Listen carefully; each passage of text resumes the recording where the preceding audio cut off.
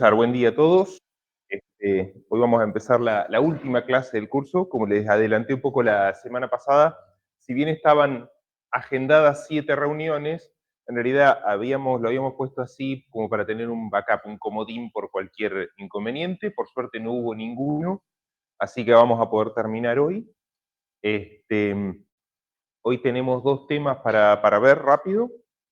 Uno es este que vamos a ver ahora, que le he dado en llamar los ejes tecnológicos de la digitalización del sistema eléctrico, y después del corte vemos un repaso sobre temas de smart metering, sobre los medidores inteligentes en sí, y bueno, y con eso ya daríamos por cerrado. ¿Bien? Bueno, vamos a empezar entonces con los ejes tecnológicos de la digitalización del sistema eléctrico. Esto viene de la mano de un concepto que se ha puesto muy en boga en los últimos años, que es el de transición energética, ¿sí? Que va muy de la mano, como vamos a ver, con todo lo que es redes eléctricas inteligentes. La transición energética está planteada en torno a lo que se llama las 4D, ¿sí? Que son la descarbonización, o sea, todo lo que sea eliminar las fuentes de generación basadas en combustibles fósiles; la desregulación de toda la parte, bueno, normativa y reglamentaria de las redes eléctricas, de los sistemas de generación de energía; la descentralización, que es todo lo que significa justamente eso, descentralizar la generación y la gestión de la energía, distribuirla por toda la red; y la digitalización, ¿sí? Este concepto de digitalización, como vamos a ver ahora, va pegado o casi es hermano de las redes eléctricas inteligentes. Cuando hablamos de digitalización del sistema eléctrico, no hablamos de algo que haya empezado ayer, sino que es algo que empezó de forma gradual. No es una cosa disruptiva que, uy, mira, se digitalizó desde tal fecha. No, en realidad es algo que ha ido gradualmente ocurriendo. Lo que pasa es que se ha ido acelerando. Hoy en día se habla mucho no sé, seguramente han escuchado el concepto de industria 4.0, aplicado a los procesos industriales. Bueno, básicamente cuando hablamos de digitalización del sistema eléctrico estamos hablando de un concepto similar a la industria 4.0, ¿sí? Donde está todo informatizado, donde lo físico y lo digital están totalmente interrelacionados y juntos, ¿bien? Donde está todo virtualizado. Cuando juntamos la digitalización con una red descentralizada, muchos datos en tiempo real, que es lo que hemos venido mencionando en las clases anteriores, tenemos inmediatamente 2 necesidades urgentes, ¿sí? Infraestructura de hardware para recolectar todos esos datos, y toda la parte de, bueno, también hardware y software para gestionarlos y procesarlos, ¿sí? Porque recordemos, lo hablamos la clase pasada, los datos no son información. Para que los datos sean útiles hay que hacer algo con ellos, hay que procesarlos. Esto es básicamente lo que hemos estado hablando sobre redes eléctricas inteligentes, ¿no? Cuando hablamos de digitalizar el sistema eléctrico, hablamos de incorporar infraestructura de mediciones, comunicaciones, sistemas de procesamiento, gestión y control, ¿sí? Por eso digo que son conceptos que están hermanados.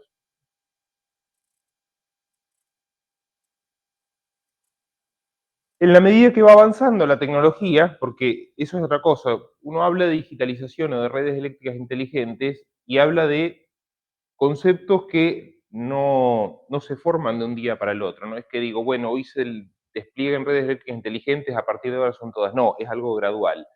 En el proceso que eso ocurre, la tecnología sigue avanzando, porque va corriendo en paralelo, ¿sí? Entonces, van apareciendo nuevas herramientas que por ahí en el concepto original no estaban, ¿sí? Esas herramientas a veces comparten alguna naturaleza en común o funcionalidad o están interrelacionadas entre sí. ¿Bien? Por eso, las distintas tecnologías que van surgiendo las podemos ir agrupando dentro de algunos, como podríamos decir, grupos o clúster bien definidos, que comparten este tipo de cosas, o naturaleza, o funcionalidad, o tipos de relaciones. Dentro de lo que es digitalización del sistema eléctrico, ya hace unos años se ha consolidado el concepto de que la digitalización del sistema eléctrico se va a basar más o menos en 3 pilares, ¿bien? 3 ejes. tecnológicos. Uno es el de Internet de las cosas, ¿sí? Cuando hablamos de los smart meter y que tenemos medidores por todos lados recopilando información, es un concepto análogo al de IoT que en los últimos años se ha puesto tan en boga. ¿Qué es básicamente IoT? Y tener sensores por todos lados que están recopilando información y subiéndola a una nube. ¿Bien? Acá es algo parecido. Eso es lo que sería tecnologías para generar o recolectar datos. Después tenemos el concepto de analítica avanzada. Es, bueno, necesito procesar esos datos para sacar información útil. Bueno, acá voy a tener que necesitar tecnologías y métodos para procesar esos datos. Y por último, voy a necesitar también algo para compartir, comunicar o transmitir esos datos, ¿sí? Más allá del soporte de comunicaciones que estuvimos viendo en las dos reuniones pasadas, cuando vimos todo lo que era TICS y PLC, eh, acá surge también otro concepto del cual no hemos hablado, que es el uso de sistemas de, digamos, de transmisión o forma de compartir datos basados en cadenas de bloques, ¿sí? Para garantizar distribución segura de datos. ¿Bien? Esto es lo que se ha puesto, digamos, hace unos años como norte para lo que es la digitalización del sistema eléctrico, estos tres pilares tecnológicos. Vamos a rápidamente ver un poco el concepto de cada uno de ellos, si bien hay algunos que ya son bastante conocidos porque están en boca de todos hace rato, como por ejemplo Internet de las cosas, IoT. ¿Sí? La idea de IoT, ¿qué es? Bueno, un poco la definición, esa es una definición un poco formal, ¿no? Describir objetos con la capacidad de interconectarse en red, recopilar datos del mundo que los rodea y compartir esos datos en Internet, donde pueden ser procesados y utilizados para distintos propósitos. ¿Sí? Y acá donde dice objetos con la capacidad de interconectarse, ponemos smart meters, bueno, básicamente es lo que la definición casi de red eléctrica inteligente, ¿no? Colectar datos, compartirlos en Internet o en algún tipo de centro de recolección de datos donde se los procese y sirvan para algún propósito. IoT, como les decía, es algo que no es nuevo, ya se viene varios años, viene, digamos, desarrollándose hace varios años y es tendencia, digamos, en más de un sector tecnológico, ¿no? En lo que es electrónica de consumo, la parte industrial y objetos de uso cotidiano. Ya empezamos a hablar de que todo tiene un cierto grado de inteligencia y capacidad de comunicarse, ¿eh? A nivel desde doméstico hasta comercial o industrial. Obviamente todo esto combinado con el soporte que tenemos de Internet. Esto hace que tengamos miles de millones de dispositivos conectados a Internet. De hecho, hay más dispositivos conectados a Internet que personas en el mundo, ¿no? Y eso sigue creciendo en forma exponencial y alcanza a todos los ámbitos posibles, desde el trabajo hasta el hogar.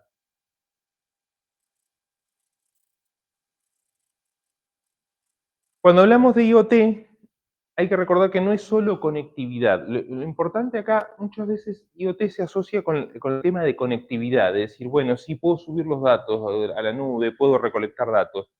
Eso es una parte importante, pero quizás lo más importante de IoT es esta otra palabra, integración. Porque en realidad el concepto de IoT no es solo colectemos datos de todos lados, sino integrémoslo, empecemos a juntarlos y a ver qué sale de toda esa masa de datos.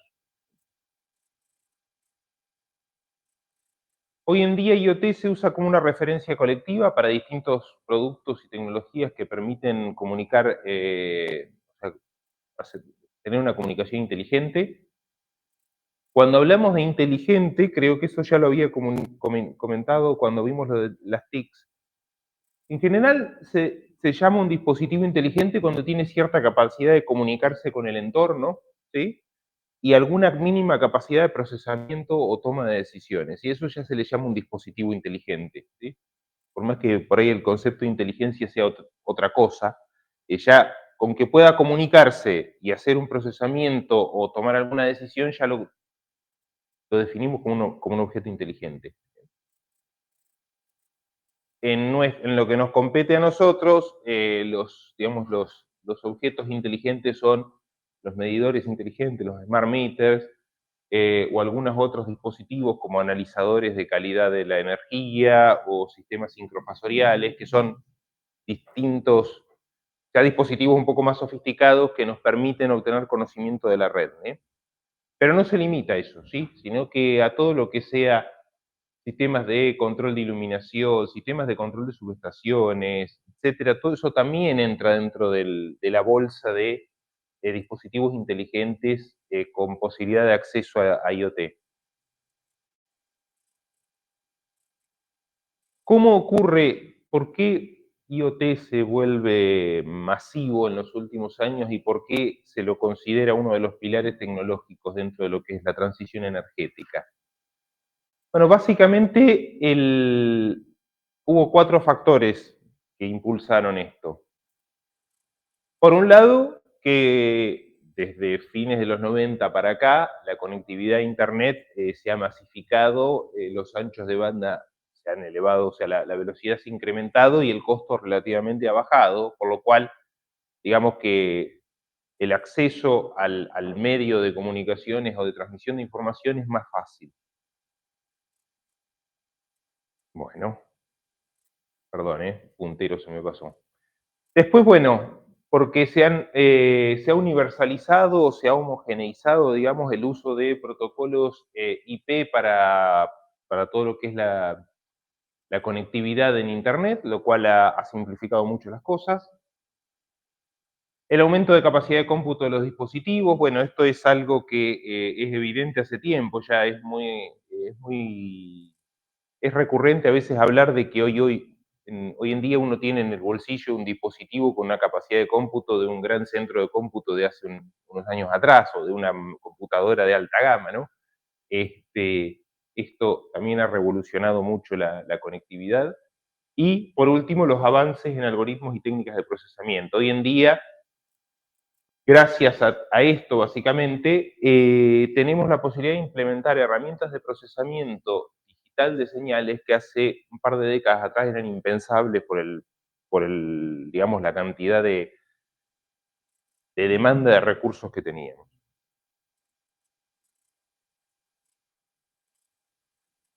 ¿Qué aplicaciones directas tiene IoT en lo que es redes eléctricas, que es lo que nos interesa a nosotros dentro de este curso? Bueno, en todo lo que es lo que se llama monitoreo y gestión remota de activos, por ejemplo. Activos es, bueno, toda la parte física de la red, ¿no? Subestaciones, transformadores, torres, todo eso. Colocando sensores en todos los equipos de generación, transmisión y distribución, se puede hacer supervisión y gestión remota, digamos, en tiempo real, y eso permite implementar programas de mantenimiento preventivo, por ejemplo, ¿sí? Cuando nosotros empezamos a colectar datos y sacar información, podemos anticiparnos a los problemas, ¿sí? Y no esperar a que haya un colapso o algo se rompa para ir a actuar.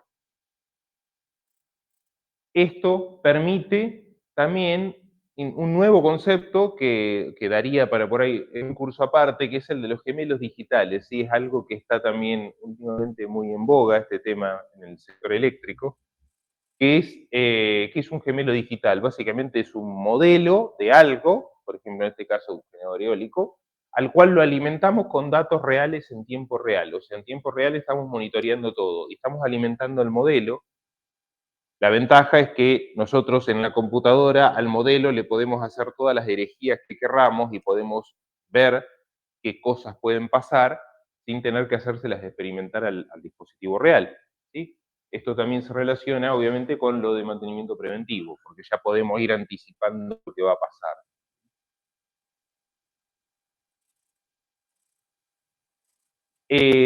La red eléctrica, al hacerse cada vez más distribuida y compleja, por ejemplo, con la inserción de los sistemas de generación fotovoltaicos en baja tensión, se están introduciendo hoy en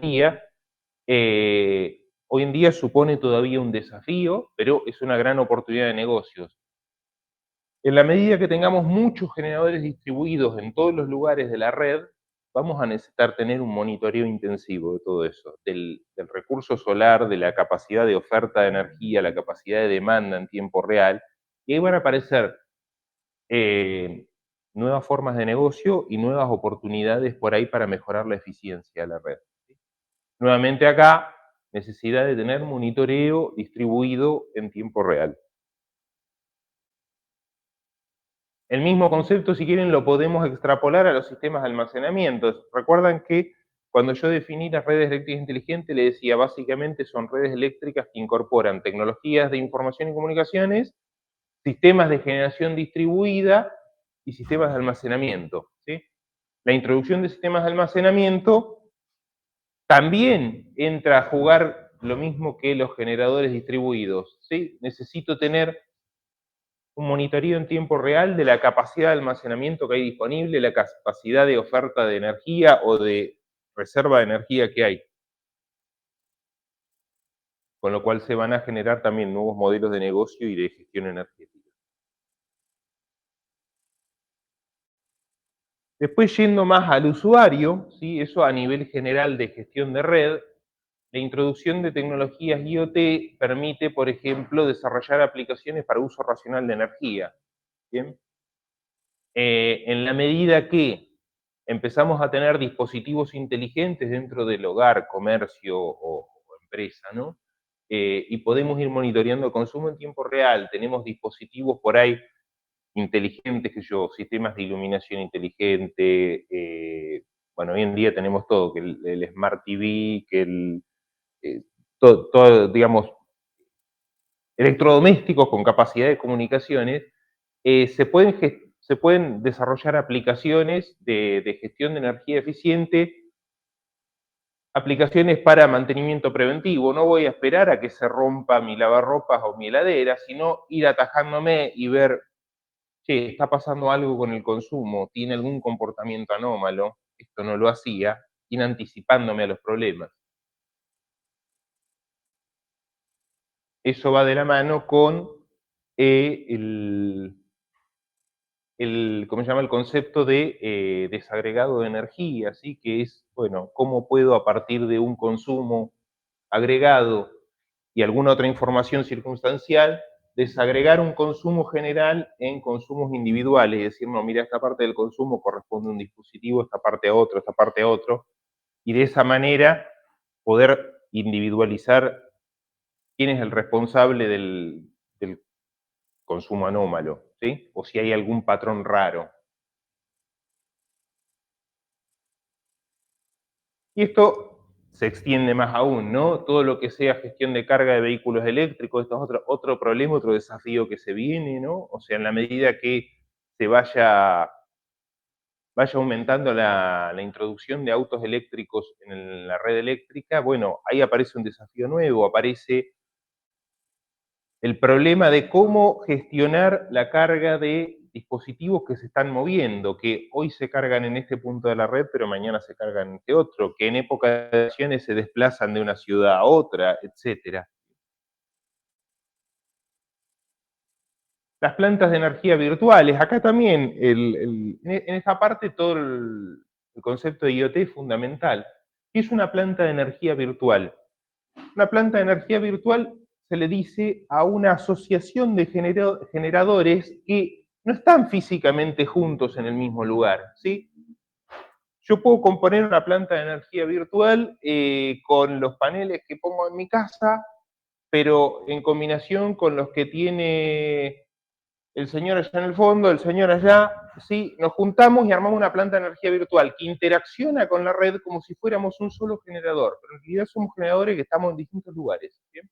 Eso es lo que se llama una planta virtual de energía. Bueno, para que esto pueda ser llevado a la práctica y funcione, necesitamos tener monitoreo en tiempo real, full time. ¿Sí? Y bueno, y otro concepto en el cual también necesitamos monitoreo en tiempo real es el de gestión de la demanda y previsión de carga. Sí, esto también lo habíamos comentado en una de las primeras clases, que era, bueno, ¿a qué le llamamos gestión de la demanda? Cuando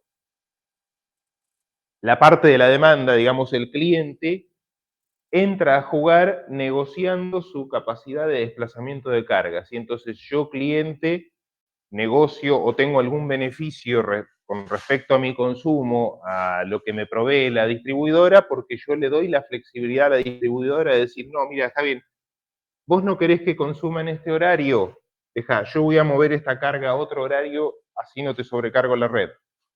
Obviamente habrá algún beneficio para mí. ¿Bien? Bueno, todo esto no funciona si no tenemos un soporte de comunicaciones en tiempo real. Todas estas cosas juntas obviamente sirven también a la larga para planificar inversiones y tomar decisiones a largo plazo.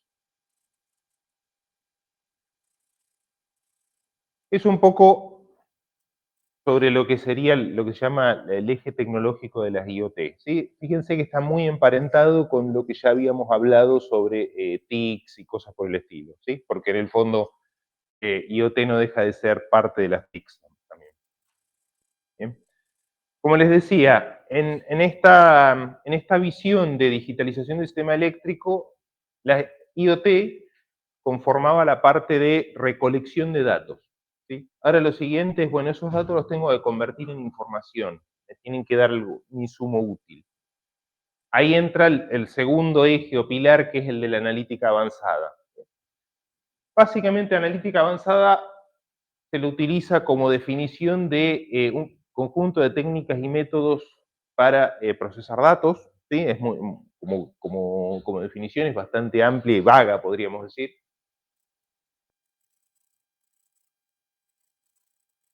Y vago es el puntero, ¿no? ¿No? Ahí está. ¿Cuál es la idea de la analítica avanzada? En cierta manera, bueno, descubrir tendencias y patrones, resolver problemas, pronosticar eventos a futuros, en general impulsar cambios, ¿bien? Lo más importante quizás es la parte de tendencias y patrones. No solo se trata, por acá lo primero que nos viene a la mente es, bueno, aprendizaje automático, machine learning, inteligencia computacional. Sino que va más allá, es toda la parte de estadística, modelos predictivos, etcétera. Debe ser la principal.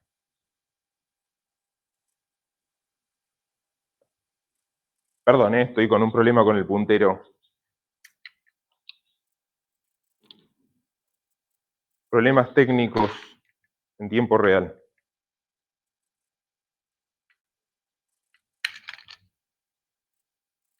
Bueno, lo que les decía recién, con el tema de instalar sensores por todos lados, tenemos un problema o un desafío que es, empiezo a tener grandes volúmenes de datos generados por esos sensores por día, por no decir por hora o por minuto quizás, ¿sí?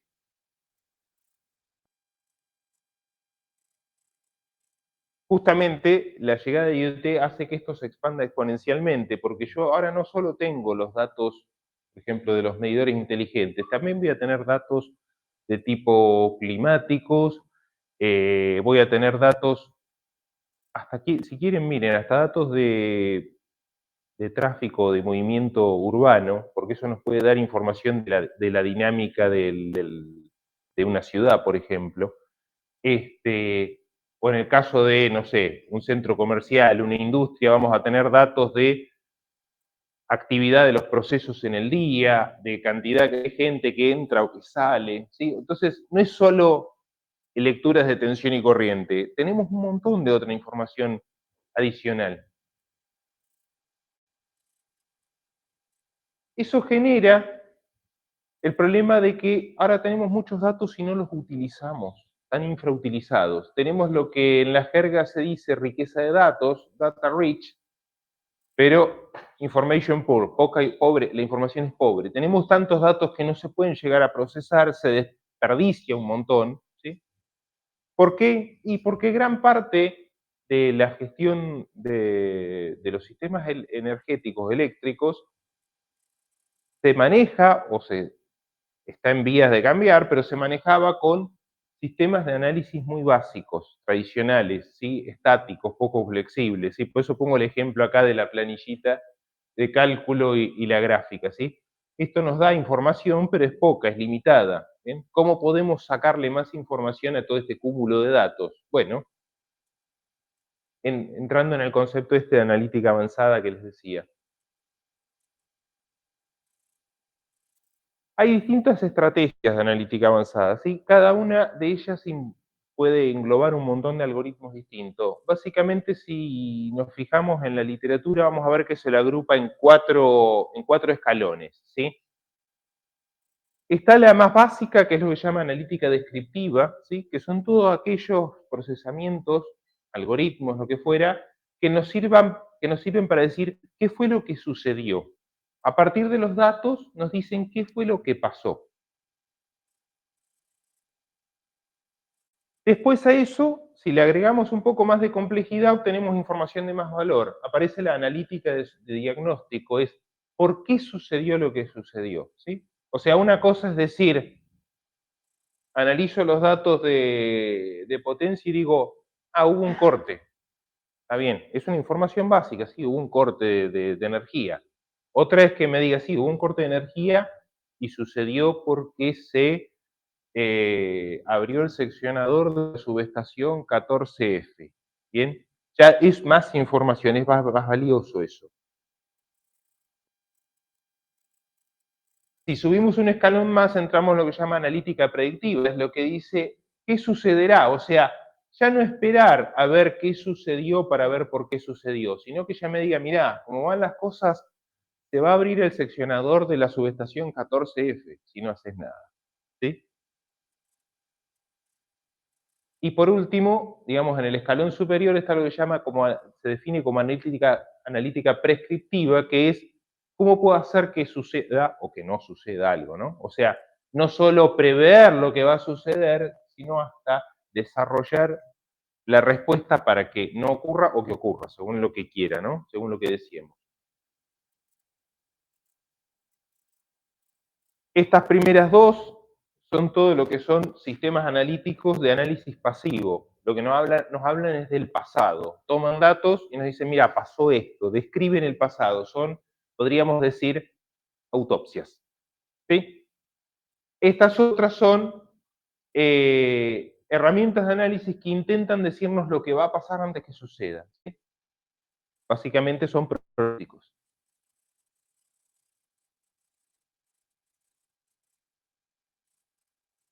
Ejemplos rápidos de analítica descriptiva: todo lo que es el análisis bien tradicional de datos, ya sea en forma visual, ¿sí? Las típicas gráficas, diagramas de torta, de barras, informes, sí, todo eso es lo que se llama analítica descriptiva. Lo que nos están contando es, mirá, esto es lo que pasó, esto es lo que se veía. La analítica de diagnóstico es, bueno, manipular un poco más estos datos y tratar de inferir cosas, ¿sí? Hacer estudios de dispersión, de correlación, etcétera, como para empezar a ver, bueno, ¿por qué lo que vimos acá ocurrió? ¿Sí? Y empezar a detectar algún tipo de relación entre causa-efecto. La analítica predictiva ya acá es donde entran en su mayoría casi todas las herramientas de aprendizaje automático, de machine learning, ¿sí? Cuando a través de distintas estrategias tratamos de, con los datos, ir viendo hacia adelante lo que va a pasar.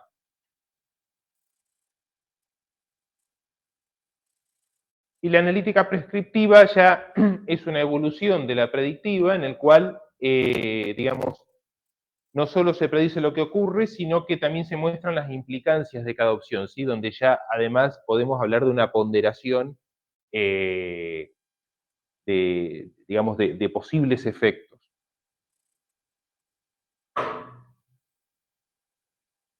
Volviendo al mismo grafiquito de complejidad-valor que les mostraba recién,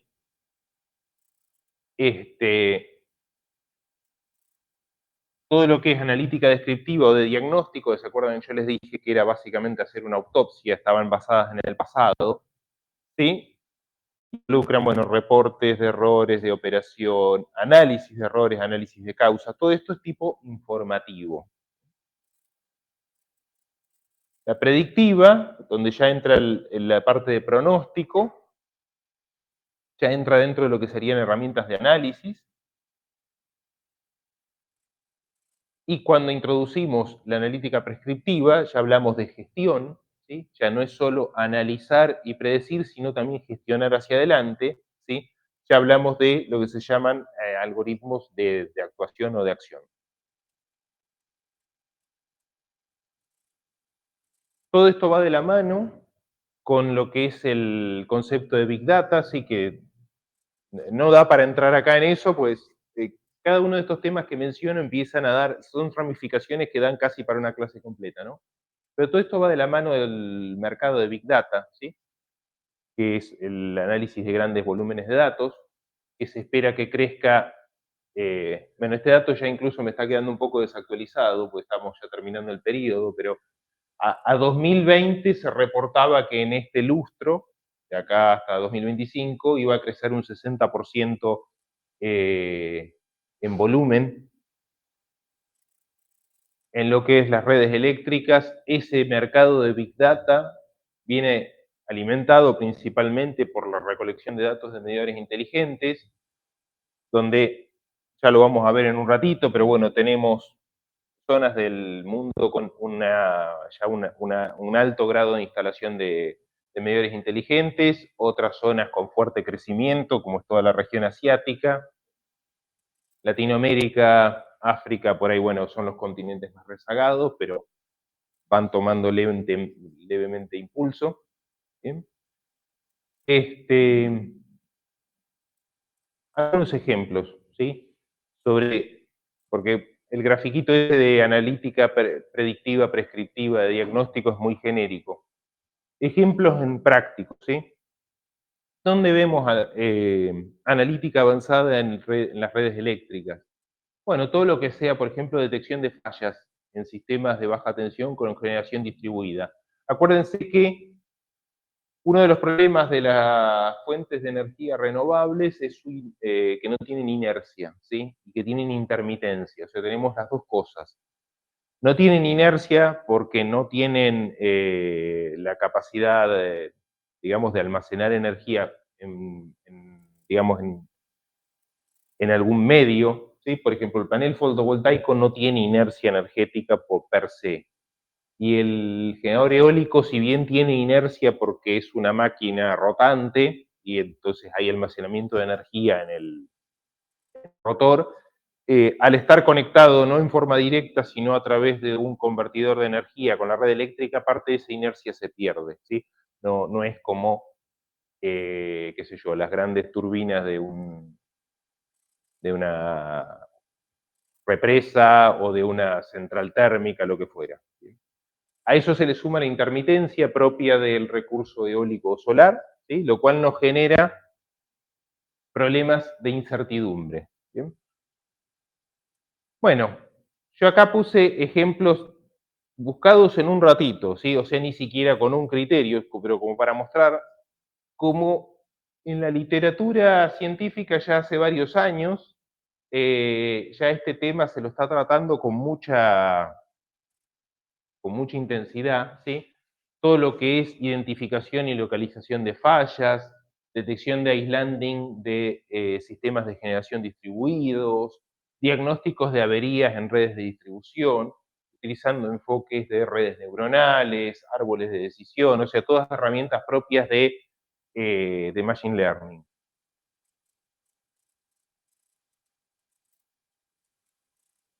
Esto nos lleva también a todo lo que es pronóstico de producción a través de fuentes renovables, ¿sí?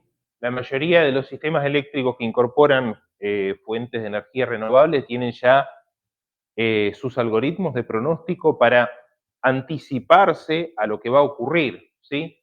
Por ejemplo, esta captura de pantalla que se ve acá es del sitio web de Camesa, acá en Argentina, de la compañía administradora del mercado eléctrico, en el cual se ve el pronóstico que se hace de la generación renovable de un día para el otro, ¿sí? Bueno, y acá vemos lo real, ¿bien? ¿Por qué es importante el pronóstico? Y porque la compañía administradora del mercado eléctrico tiene que decir, bueno, mañana va a haber una demanda, espero una demanda de tanta potencia. ¿Quién la va a suministrar? la represa hidroeléctrica sabemos que me va a dar potencia segura, la central nuclear también, la térmica también, pues son centrales muy, digamos que me dan energía con una buena certidumbre, ¿no? ¿Y las renovables cuánto me van a dar? Y bueno, para eso se hacen los pronósticos, para saber cuánto puedo contar con las renovables. ¿Bien? Fíjense que estos pronósticos está tomado de un día al azar.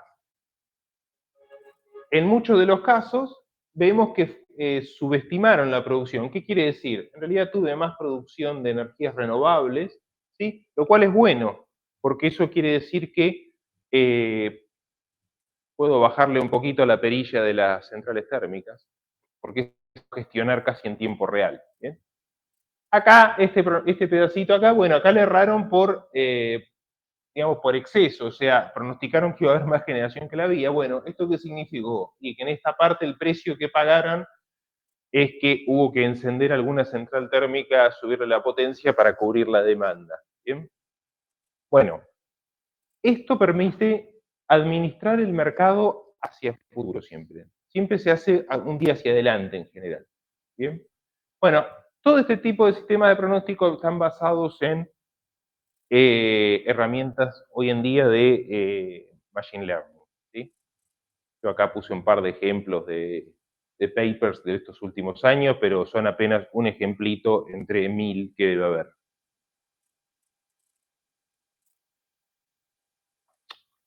Bueno, perdón, tengo el puntero un poco sensible.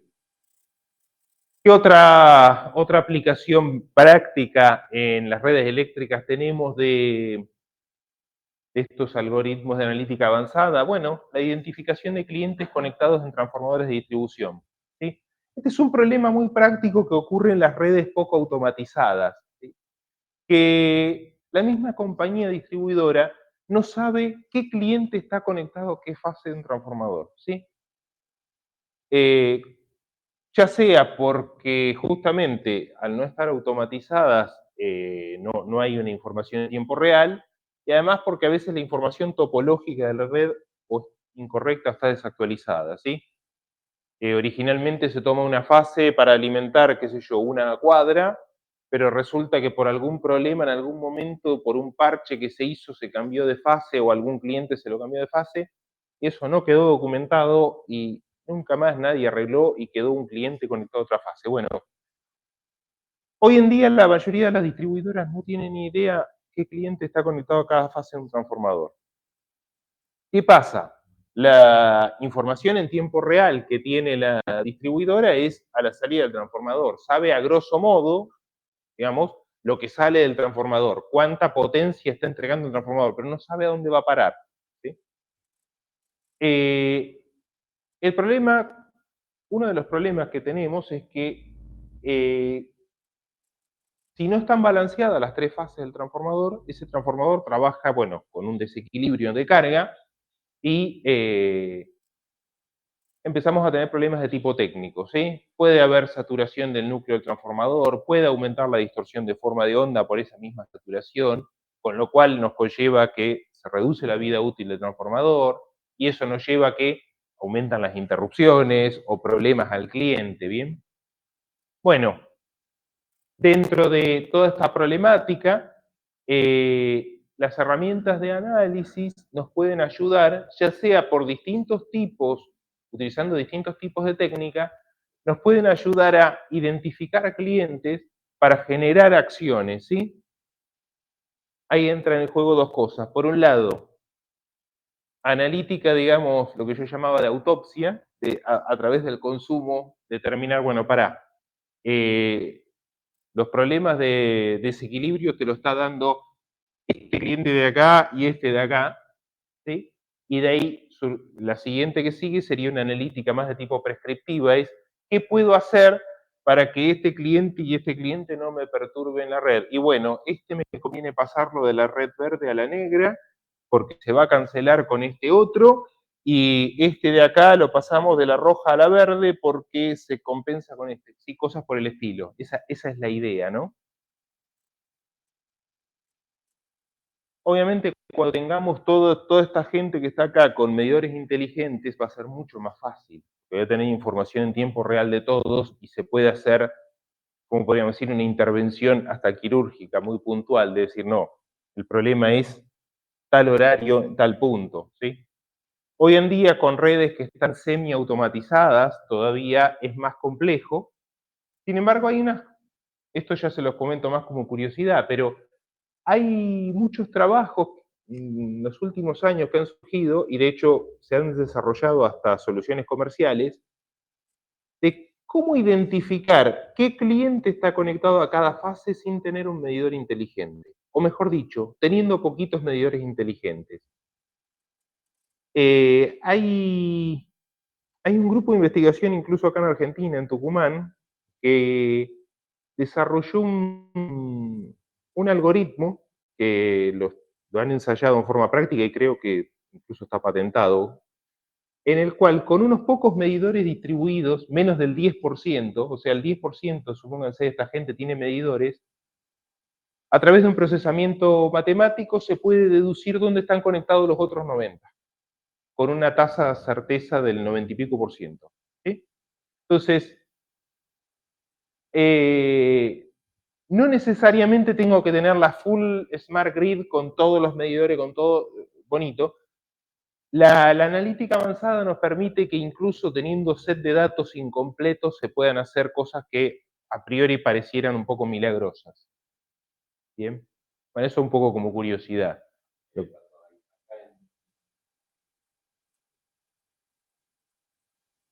Sí. Claro, bueno, eso tiene también interés, obviamente, porque cuando uno hace este balance y determina dónde está conectado cada cliente, puede sacar dónde está el residuo y decir, bueno, está faltando acá, quién es el que consume tanta parte de energía, ¿no? Y detectar, ya sea casos de fraude o, sí, básicamente de hurto de energía.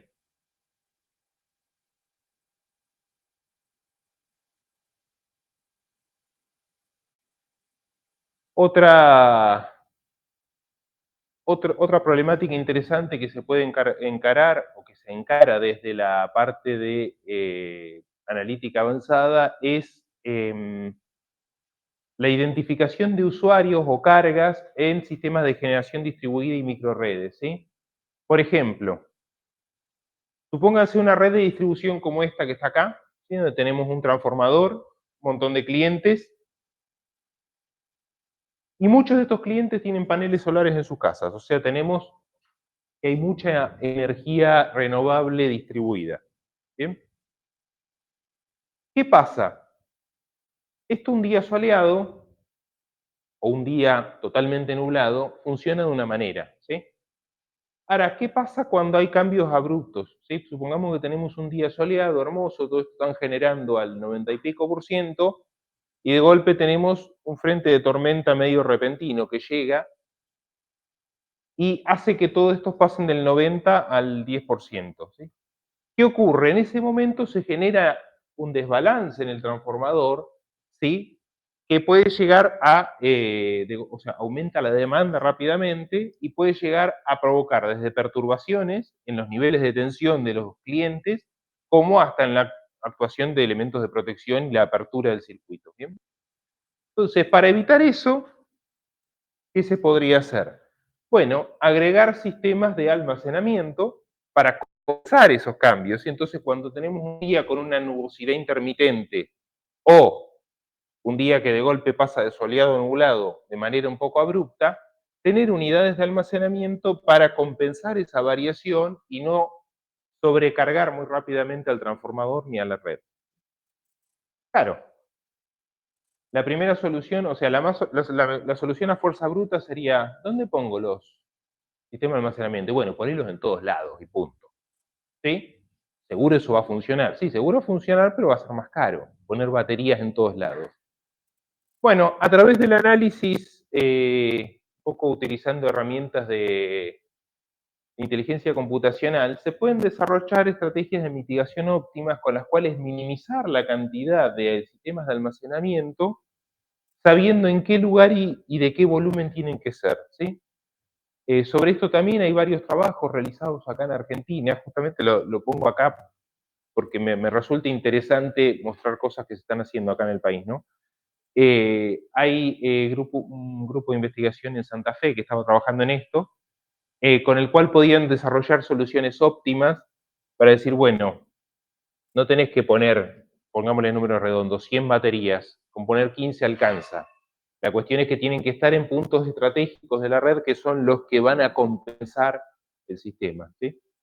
Eh, Acá podemos obtener, cuando hablamos de estrategias de mitigación óptima, siempre recordemos que detrás de la palabra óptima siempre está la palabra pesos, ¿sí? Entonces, desarrollar sistemas de mitigación óptima significa no gastar de más para tener la misma calidad de la energía eléctrica. Bueno, vieron que hoy les decía que estaba la analítica, digamos, la más básica, que nos decía qué pasó, y lo que seguía, la de diagnóstico, que nos decía cuál fue la causa, ¿sí? Bueno, otra aplicación interesante de estas, justamente de estas herramientas de analítica de diagnóstico, es la identificación de los eventos de tensión en redes de distribución. Un evento de tensión que es un bajón transitorio o una subida transitoria de tensión, ¿sí? Producida ¿por qué? Básicamente por un aumento del consumo en forma abrupta en una parte de la red, ya sea por una falla o por la introducción de una nueva carga, que hace aumentar la corriente fuertemente y provoca una caída de tensión en el PCC, en el punto de conexión común, que afecta a otros clientes que no tienen nada que ver, ¿sí? Entonces, qué sé yo, acá hubo un cortocircuito a tierra, la corriente acá aumentó brutalmente, aumentó toda la caída de tensión y estos clientes que están acá lo que vieron es que su tensión cayó, ¿sí? Hasta que, no sé, se abrió un seccionador y solucionó el problema, ¿no? Pero, bueno, eso es lo que llama un evento de tensión. Lucen como esto, lo habíamos visto en la clase de calidad de energía, ¿no? Este es un evento de tipo trifásico, ¿sí? Fíjense que esta es la tensión trifásica, acá experimenta una caída y acá vuelve a subir, ¿bien? Esto está sacado de un medidor nuestro, ¿sí? O sea, esto es un evento registrado en la red de baja tensión acá de la facultad. ¿Es un evento que dura muy poco? Sí, dura muy poco, dura menos de un segundo, ni un cuarto de segundo dura. Pero este tipo de eventos, si es un poquitito más intenso o un poquitito más extenso en tiempo, puede llevar a la caída de sistemas informáticos, la desconexión de elementos de protección, o sea que salta alguna llave, algún tipo de seccionador, la desconexión de sistemas de inyección de energía red, ¿sí? Cuando yo tengo un panel fotovoltaico que está inyectando a la red, ese panel lo que está haciendo es censar que la red tenga tensión, lo que se llama, si no entra en modo islanding, ¿sí? se aísla de la red por una cuestión de seguridad. Bueno, si tengo una caída de tensión por ahí que es un poco brusca o rápida o intensa, el convertidor puede desacoplarse de la red y desconectarse, ¿bien? Y bueno, esto, obviamente, si yo mido los niveles de tensión, puedo decir, sí, hubo un bajón de tensión. Claramente miro el valor RMS y digo, sí, hubo un bajón de tensión. ¿Por qué? Eso es interesante, sería saber por qué para evitar que se vuelva a ocurrir. ¿Bien? Bueno, ahí aparece todo un procedimiento que es, bueno, la detección de eventos, que sería decir, sí, hubo un bajón de tensión, y su posterior clasificación para decir qué tipo de evento que fue, no es lo mismo que fue trifásico, que bifásico, que monofásico, ¿bien? Su registro y la identificación de causas, ¿bien? Esto también lo menciono, vuelvo a decir, son algunos ejemplos de naturaleza más regional o local. Sobre este tema en su momento nosotros trabajábamos acá en el Laboratorio de Instrumentación y Control, justamente en la clasificación de eventos en forma automática, o sea, cómo a través de estas mediciones de valores RMS y algunos datos adicionales, poder discriminar el tipo de evento que fue y asociarlo con una posible causa.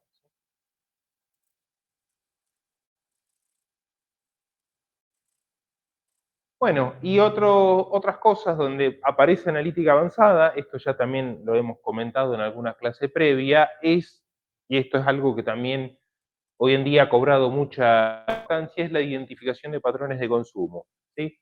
Ya no me basta con saber cuánto consumo, sino cuándo consumo, ¿bien? Esto es por ejemplo, el perfil de un consumo doméstico, ¿bien? En una casa random, aleatoria, ¿bien? Europea, porque tienen horno eléctrico, y entonces esto es más bien europeo, parece. Tenemos durante la noche el consumo base de la heladera, ¿sí? Que se prende en forma sistemática.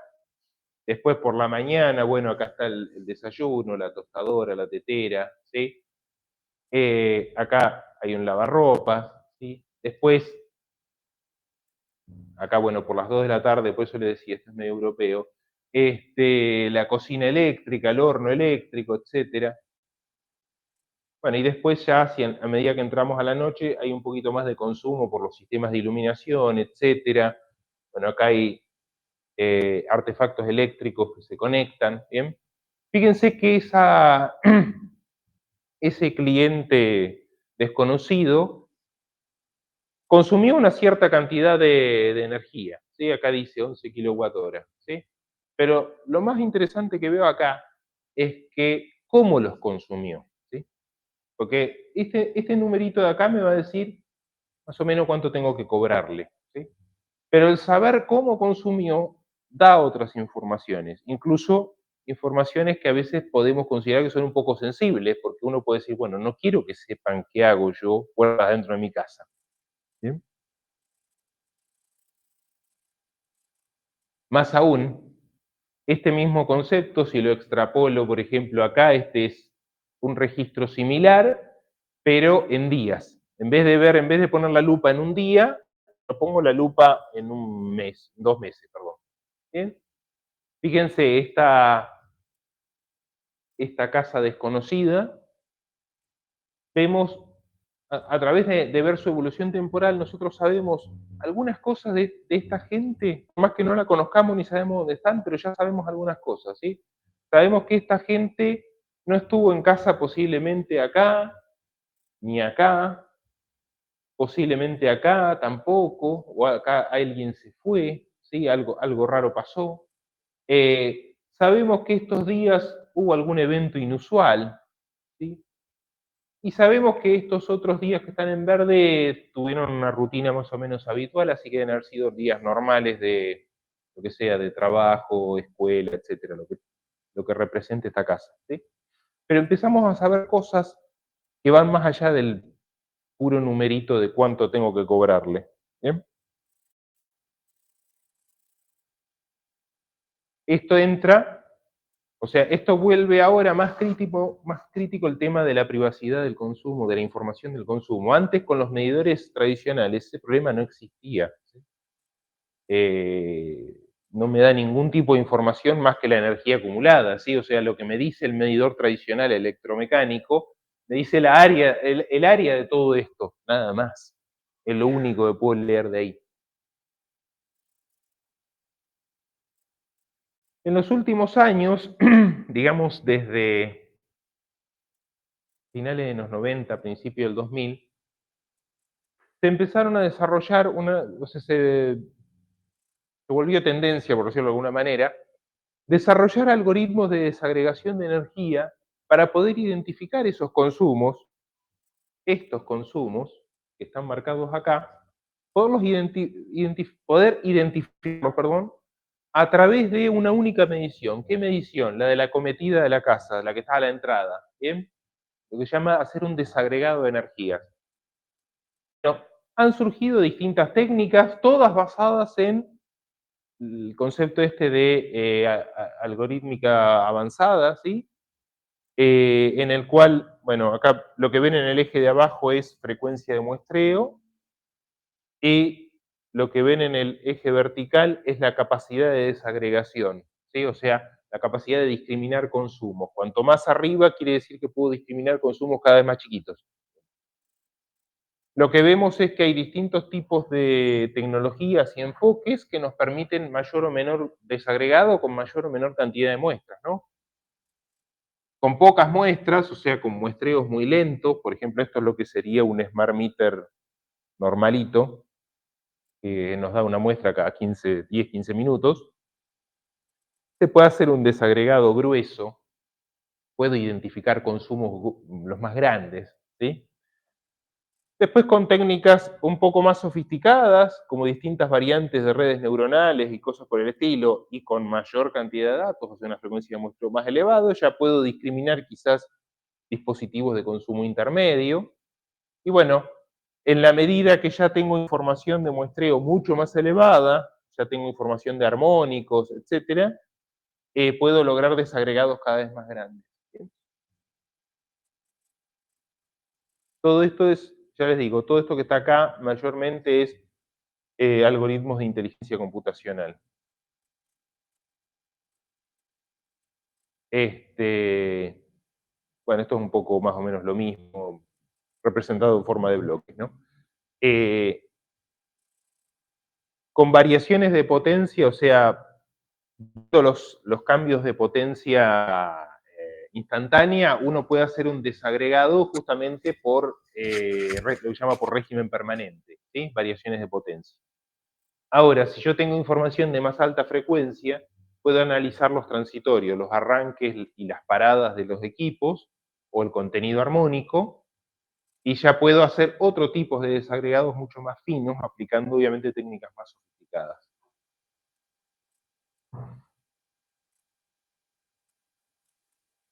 Bueno, eso como un catálogo de ejemplos, ¿no? Y por último, les decía, recolectamos los datos, le hacemos todos los procesos que querramos hacerles, pero después tenemos que esos datos almacenarlos, compartirlos, transmitirlos. ¿Bien? Ahí vamos a necesitar un soporte de tecnología de información y comunicaciones, como ya vimos. ¿Bien? Pero también vamos a necesitar cierta seguridad. Ahí entra toda la parte de criptografía, etcétera, en la que no me voy a meter mucho, pero dentro de este esquema de la digitalización del sistema eléctrico, ha surgido o se está impulsando como modelo el uso de lo que son las cadenas de bloques, el blockchain, como registro para compartir información en la red. Bien, la idea básica, muy superficial que hay detrás del blockchain es que es un sistema de transacciones que se maneja en forma descentralizada. Los datos de las transacciones van encriptados y se distribuyen y almacenan localmente en muchas computadoras individuales. ¿Bien? Por lo que, digamos, como que cada nodo verifica en forma automática la transacción o evento que ocurrió.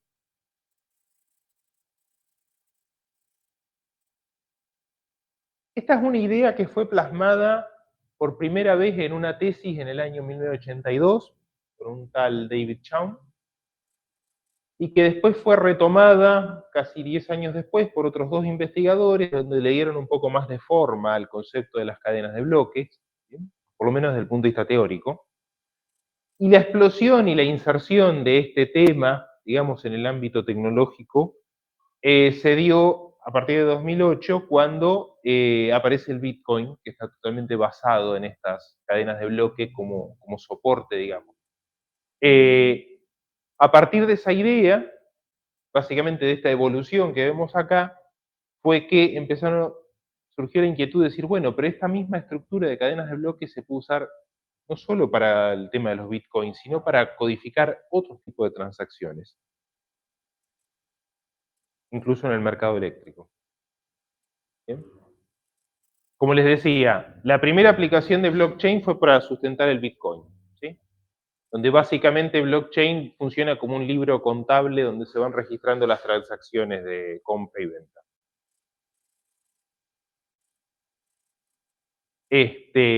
Lo que tiene el blockchain es que cada vez que se hace una transacción o un nuevo registro,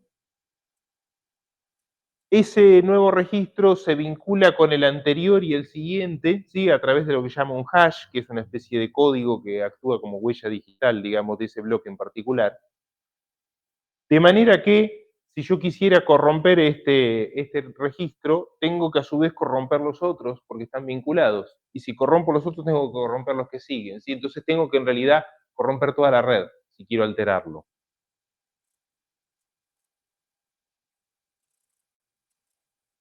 A su vez, cada uno de esos nodos que conforma la red la cadena de bloques esta, tiene a su vez sistemas de encriptación y firmas digitales en cada nodo, por lo cual lo hace muchísimo más sólido, ¿bien?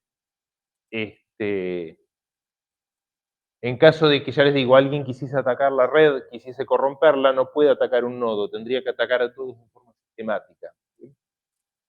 Y para poder modificar la información debería al menos alterar el 51% para poder dar vuelta a algo. Entonces esto lo hace bastante robusto. ¿Bien? Bueno, como les decía, los bloques están entre sí encadenados matemáticamente, entonces donde rompo uno, se rompe la relación y la cadena esa queda invalidada. Por eso, digamos, eso es el trasfondo, digamos, que le da tanta solidez y por eso es que se ha basado todo esto del Bitcoin sobre esta estructura, ¿no?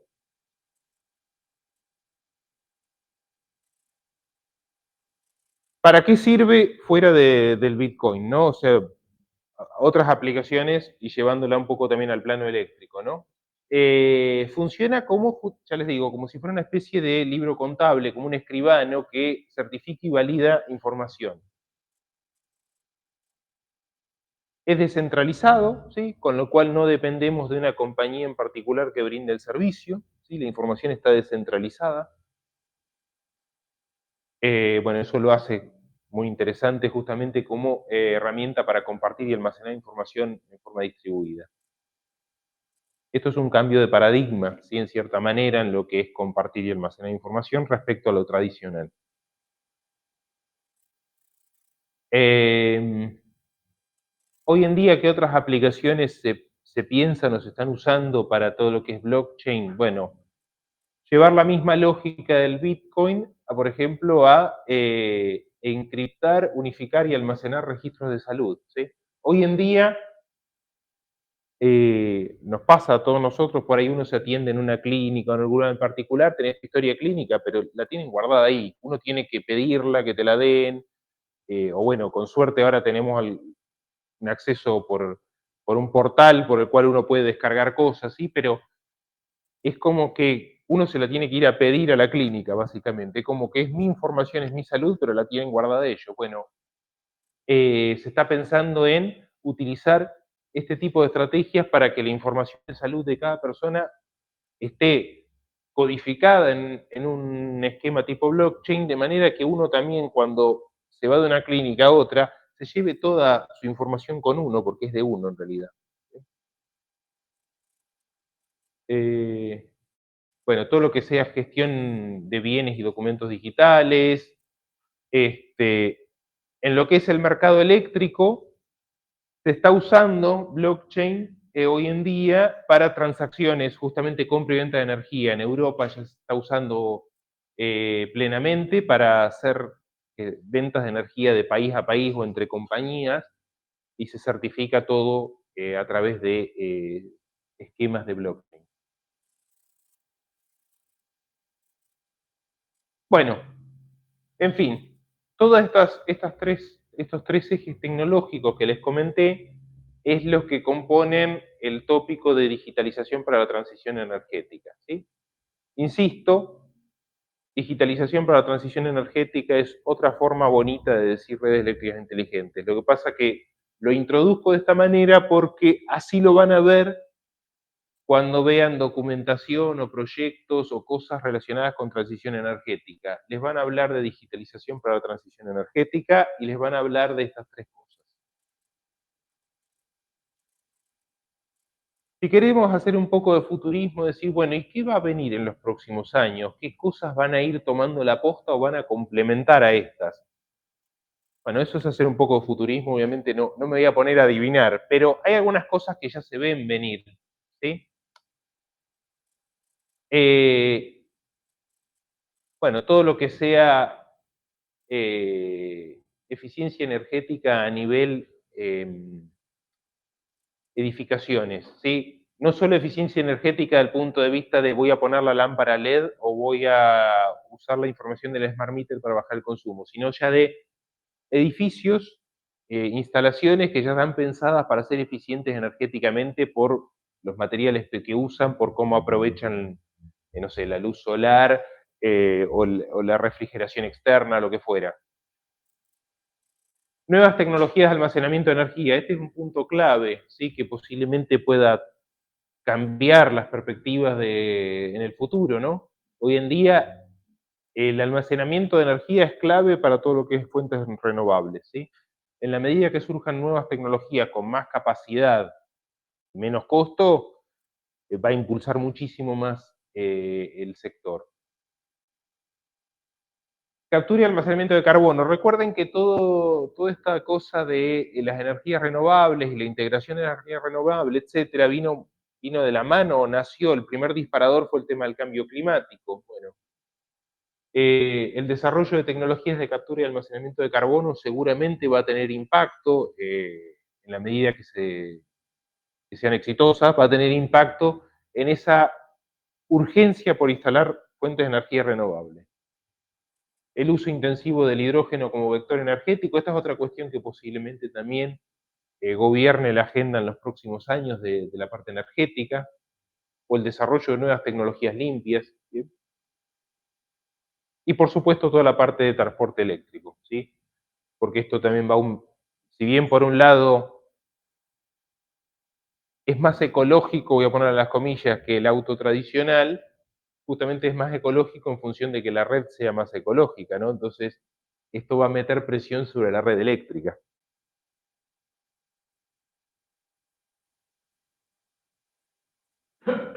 Bueno, esto de criptografía ya lo habíamos visto en una clase anterior, no voy a detener acá. Esto muy rápido, recién lo comenté, o sea, lo de desagregación de energías. Esto, desagregación de consumos, desde el punto de vista eléctrico es muy interesante porque nos permite justamente detectar fallas, aplicar esquemas de gestión de demanda o esquemas de eficiencia energética. Pero lo interesante es que este tipo de herramientas tiene impacto más allá del mercado eléctrico o del uso nuestro de la energía. Una de las cuestiones interesantes que se han investigado estos últimos años es que a partir del monitoreo no intrusivo de cargas, este desagregado de energías, uno puede obtener información útil sobre el usuario que bien usada sirve para ayudar a la persona. ¿A qué voy con tanto palabrerío? En los últimos años se está trabajando en usar este tipo de esquemas de monitoreo no intrusivo de cargas para la asistencia no intrusiva para la vida independiente. ¿A qué se refiere esto? Es un fenómeno muy importante que por ahí todavía acá, bueno, nosotros acá tenemos otro tipo de problemas por ahí, ¿no? Pero que se manifiesta mucho en Europa en particular, donde tenemos una población que cada vez está más envejecida porque tiene una tasa de natalidad muy baja. Entonces tiene una población de adultos mayores que viven solos, ¿sí? A los cuales hay que monitorear. Pero ¿qué pasa? Muchas veces monitorear a esas personas es un poco invasivo, o meterle a alguien en la casa, o ponerle cámaras, o ponerle cosas que lo estén... Sí, puede ser un poco invasivo. Desde hace unos años se está trabajando en distintos lugares para combinar la información del consumo de energía, haciendo un desagregado, para determinar el comportamiento de esa persona en la vida diaria y saber si hay algo raro, ¿sí? ¿A qué voy? Esto que ven acá, todos estos grafiquitos que parecen bastante abstractos, ¿sí? Les comento así muy rápido. Este grafiquito que se ve acá en rojo son distintos electrodomésticos, cada uno de estos números es un electrodoméstico distinto, y acá se muestra, cada vez que vemos puntitos es que está activo, ¿no? Esto es 2011, arranca en enero hasta junio. No recuerdo en este momento cuál era cuál, ¿sí? Pero lo que vemos es que ha habido un cambio de comportamiento, ¿no? A partir de cierta fecha acá este aparato no se usa más, acá este aparato que se usaba en forma intensiva, acá se dejó de usar, empiezan a aparecer cambios en los patrones. A través del análisis de esto y de una estadística, ¿no?